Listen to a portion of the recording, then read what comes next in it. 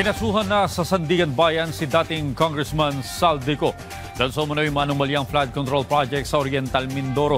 Yan ang ulat ni Isaiah Merafuentes. Dala ang bultong papel. Dumating kanina sa Sandigan Bayan ang ilang mga opisyal ng Office of the Ombudsman. Naglalaman ito ng kasong isinampa nila laban sa dating kongresista na si Elizal Dico.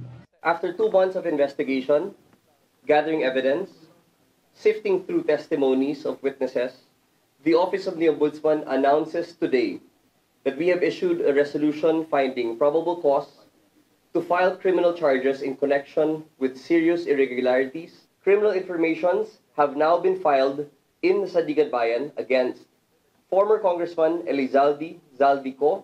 Ito ang paunang reklamo laban sa dating kongresista at kabilang ito sa mga isinampa ng Independent Commission for Infrastructure o ICI.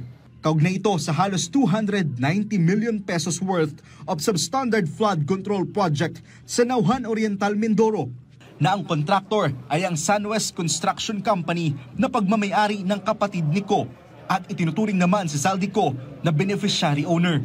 They discovered that the steel sheet piles used for the dike were grossly below the required standards.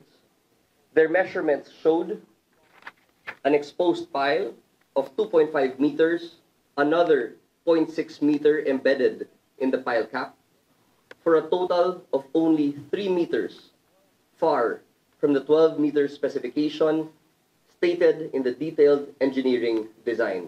Maliban kay Ko, kabilang rin sa mga kinasuhan ay ang ilang mga opisyal ng DPWH Region 4B at mga tauhan ng Sunwest Construction Company.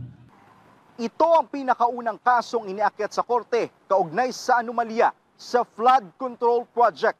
At kung sakaling mapatunayan silang may sala, kasong walang piyansa ang posibleng kaharapin ng mga inaakusahan. Posible silang maharap sa kasong malversation of public funds through falsification of public documents, violation of the Anti-Graft and Corrupt Practices Act, at paglabag sa RA-19 for receiving unwarranted financial and pecuniary benefits. Isaiah Merafuentes para sa Pambansang TV sa Bagong Pilipinas.